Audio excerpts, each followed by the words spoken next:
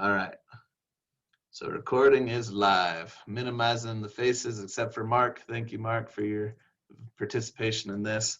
Everybody that's watching this video, that's Mark. He's a good guy. And he plays a lot of Dark Souls. All right. So as far as narrowing your topic, at this point in all my classes, everybody has created a list of 100 topics that you now have this list of single word things. Some of you were a little bit more specific, but most of you looking at your lists, they ended up coming up with lists like phone or Pokemon or glasses or medicine or whatever, right? So Pokemon's great. It tells us that you have a general idea of what you want to talk about, but if you literally told anybody, yeah, I'm going to give a presentation on Pokemon, the next question they would follow up with would be, what about it? Right? What about Pokemon? What is your speech going to be about? Okay, so it's important for us then to start making those general topics much more specific. And in this process, we call it narrowing down your topic. Okay, so narrowing topics is when you make your topic more specific so that you can help yourself meet your speech requirements. Okay, so to give you an example, let me turn here to this next slide. We'll go back here in a second, but some of your slides or some of your topics look like this, okay? Many had something like basketball. Basketball doesn't tell us a lot, and literally off the top of my head, I could come up with 10 things that you could talk about with basketball. Should they be paid? Should NBA players be paid that much? Should WNBA players be paid more? Should college players be able to be paid at all? Should high school players play on the same courts and using the same ball sizes as their professional counterparts? What about the scoring and teaching people about how to play basketball, how to shoot a basketball, how the colors on the basketball teams maybe stand for certain things about the teams?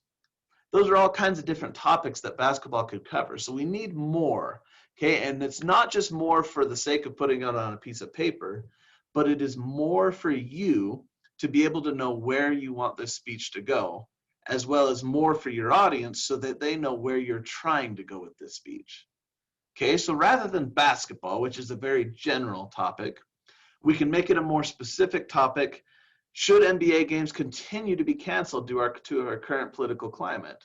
So those of you who have maybe been following NBA, you know that in the last few months, we've had a couple different games canceled. Just flat out, the player said, we're not playing. And it's because they wanted to make statements for certain issues going on at the time. They could cancel for any reason under the book. Should that be allowed in NBA games? Should these players be held to their contracts to be asked to play for the people who are paying to watch them?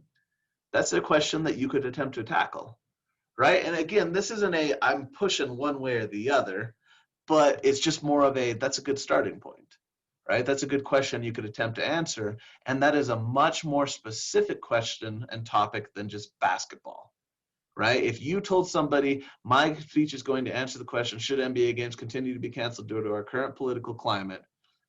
Everybody knows where you're going with that speech at that point. There is no confusion, right? That's more specific and good. Similarly, we're here in Wyoming. We've got a bunch of people. I noticed there were some people who put hunting on some of their topics. Hunting's great, but what about it? Okay, you could be, why should you become a hunter is a much more specific topic. You could talk about, some people might want to be interested in learning more about the scoring systems that take place on different animals and how an animal that looks the exact same as another animal might have a completely different score for how they were harvested. Different types of animals you might be interested in hunting, different things that you might need to know and have to be a hunter, why you should not be a hunter.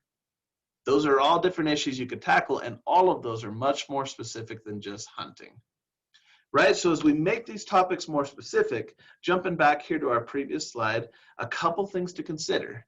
You want to make sure to think about the topic you're choosing. Can you make it fit the time limit for your speech? Okay, speech 1, the topic's about yourself. It's 1 to 2 minutes. That's a pretty quick time limit. Okay, speech 2 is going to be 2 to 4 minutes. Speech 3 is 4 to 6 minutes, and speech 4 is 5 to 7 minutes.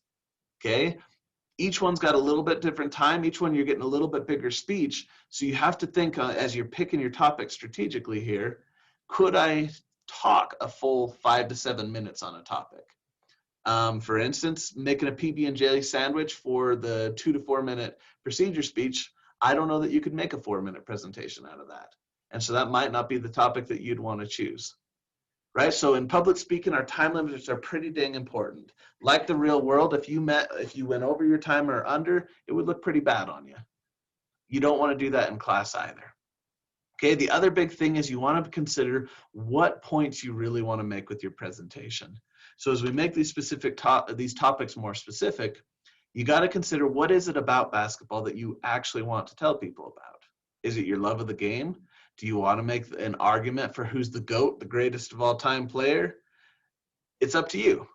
Okay, but you have to consider, what points do you want your audience to take away from your presentation? Okay, so that's general versus specific. Another thing that you'll want to consider as you start specifying your topics and narrowing them down is different topics will work for different speeches better, but there are few topics that could not work for all the different speech types that we have. Okay, to give you an example, let's say I want to talk about, Disneyland just had the Star Wars land come out. It's a pretty big deal. People are pumped. I could talk about Star Wars land in a bunch of different ways, and you could change what you talk about based on the type of speech that you're giving, right? So if I need to give an informative speech, my more specific topic could be Disneyland's newest attraction, or in other words, Disneyland Star Wars land, and 10 things you should know about it, right? That's a good informative speech. But I could also turn that into a persuasive speech by making it why you should go to Disneyland Star Wars land.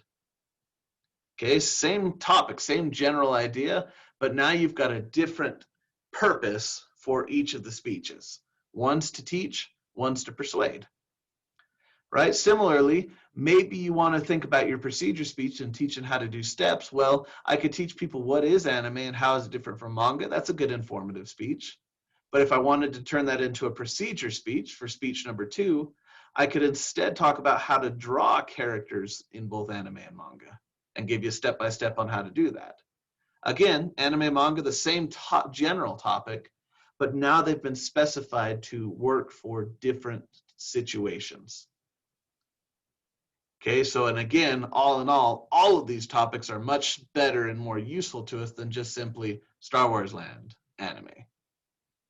Okay, so specify the speeches so that you understand where you're going with them more, and make sure that they apply to the different speech types that you're working with.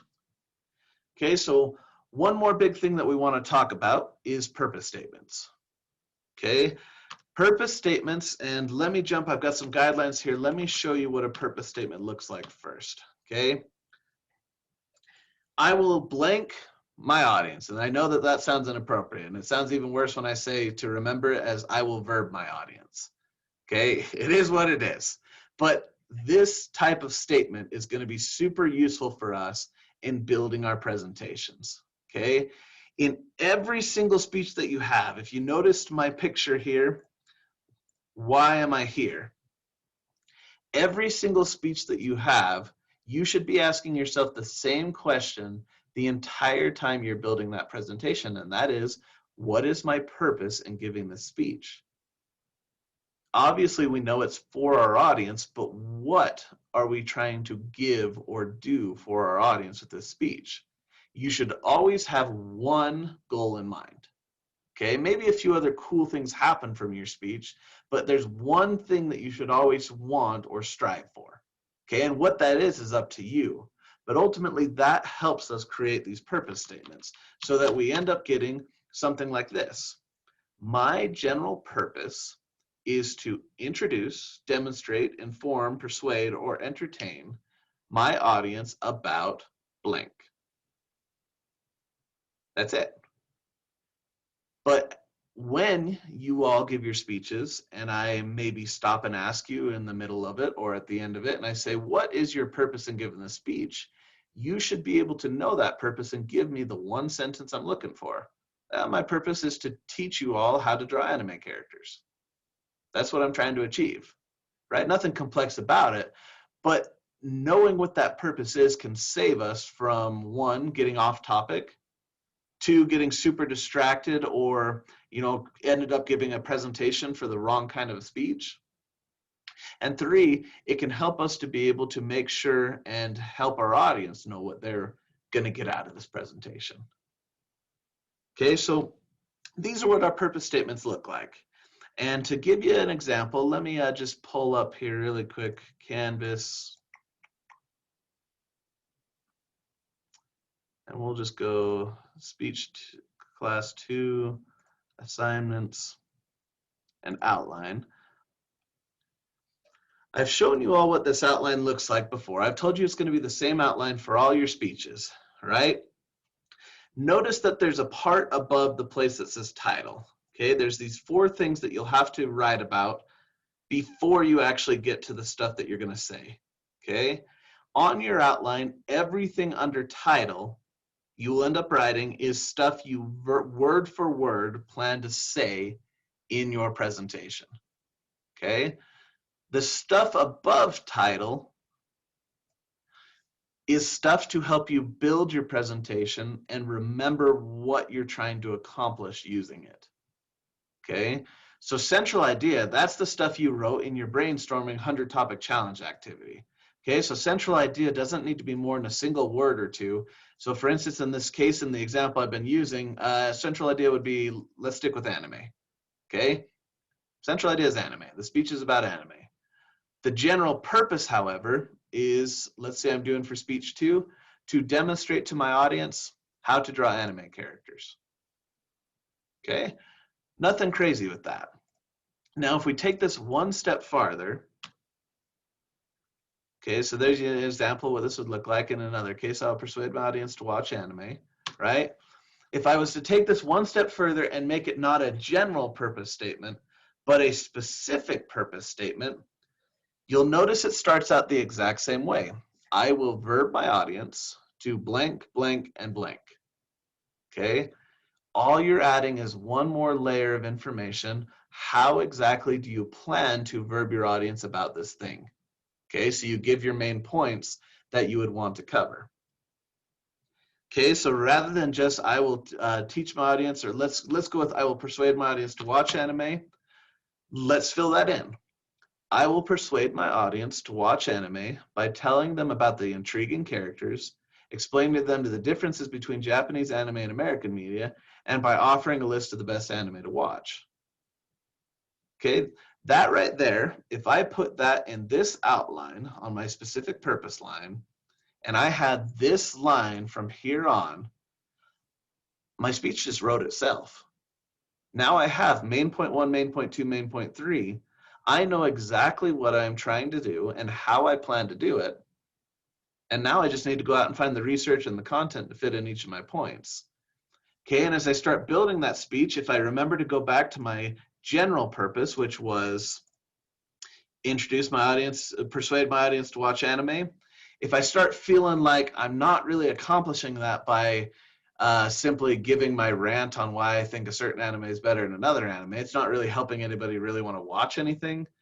Now I can remember that my original purpose was to get people to watch it. That helps me know to maybe take out that main point that I started off with that's now led me astray and off into no man's land, right?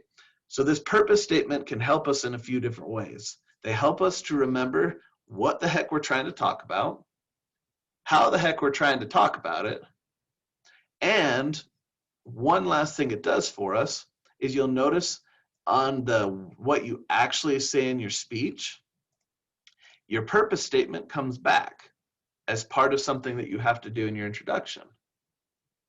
Okay? You actually verbally say your purpose statement out loud, other than you change a few words here and there to make it audience friendly. But part of your speeches, every single one of them, and every single speech you give in this class, you'll have to do this. You say your purpose statement out loud for your audience, and what that does is tells them what you're going to cover and how you're going to cover it so that they know and can follow along easier. Okay, kind of a cool little trick, but it works. Okay, so the purpose statement then, you can see I've got in parentheses C general purpose above, C specific purpose above. How this ends up looking in your speech is your purpose statement is your general purpose. So ladies and gentlemen, today my purpose is to get you to watch anime. That's it. In Speeche, that's exactly how it would sound. And I preview my main points in Speeche too, and I say, and I plan to do that by teaching you about some of the cool characters in the shows, teaching you some of the differences between Japanese anime and American media, and then giving you your own list of anime you can watch to get yourself started. And then you jump right into your Speeche from there. But now your audience knows what your goal is and how they're going to get there to help you meet that. Okay, so kind of cool. It all works together, right? So as we jump in now, our book has got plenty of different guidelines for us, and this is where I'll end the recording for today for our video. But if anybody has any questions, please feel free to reach out to me and ask away, and I'd be glad to help you.